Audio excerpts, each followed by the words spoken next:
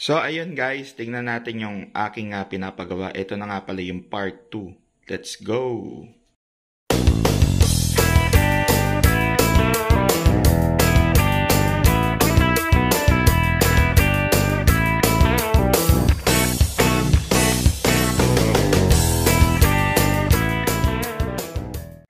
At ito na nga pala yung aking pinagagawa. Ito yung aking small project, mga ka-budget meal.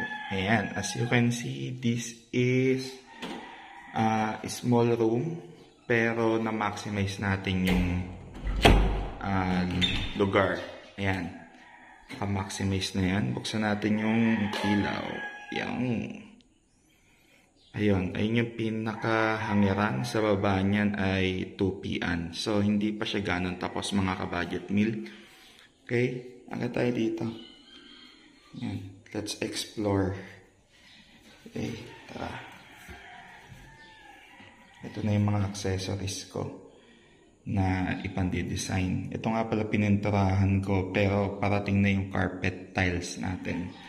Yun ang ipande-decorate natin dito. Yan o. Ayan. Ganyan lang siya mga ka-budget meal. Napaka-simple. Okay. Antayin natin yung part 3. Para at least ay makita nyo. So, ito bakal to. Yan. Ganyan siya kaluwag. Okay. Check natin dito. Yan. Yan siya o. So, hindi pa po ganun tapos yung aking pinapapinturahan. Nag-first coating muna. Ayan. So, ito yung tubular 2x2. Okay, bali ang sukat pala nito ay 2x4. 2 meters. Ayan. 1, 2. Tapos yung lapad ay 4. Ayan. 4 meters. Bali, total of 8 square meter na kwarto. Yan siya. Yan. Pero po ang pinakamaganda dito, naka-high ceiling siya mga ka-budget meal. Ayan.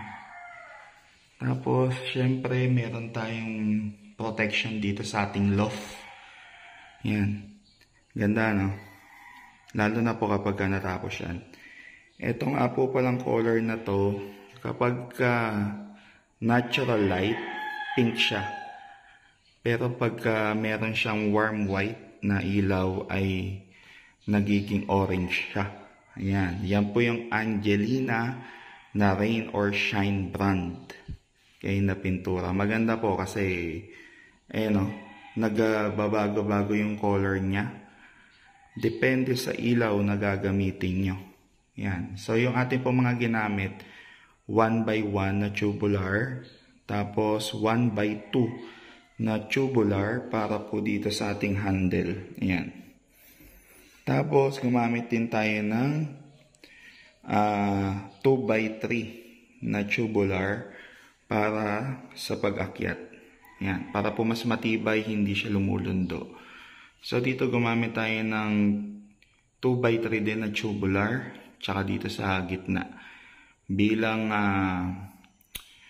suporta sa entrance ng hagdanan. Tapos, lahat ng pagano natin ay 2x2 na tubular.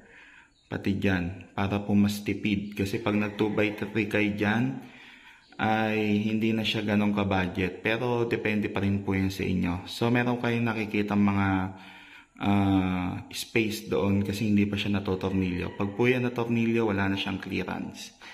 Yan. So, ngayon, marami po nagtatanong kung ano po yung aking ginamit dito. Ayan. 10mm na deform bar. Yan. 10mm lang yung ating ginamit. So, lagpas-lagpas pa kasi hindi pa po tapos. Yung ating last part nito ay yung part 3. Yan. Para po makita nyo na tong ating room na may loft. Ayan o. Diba? Ang ganda ng color combination. Yan. So, paano? See you ulit sa next vlog.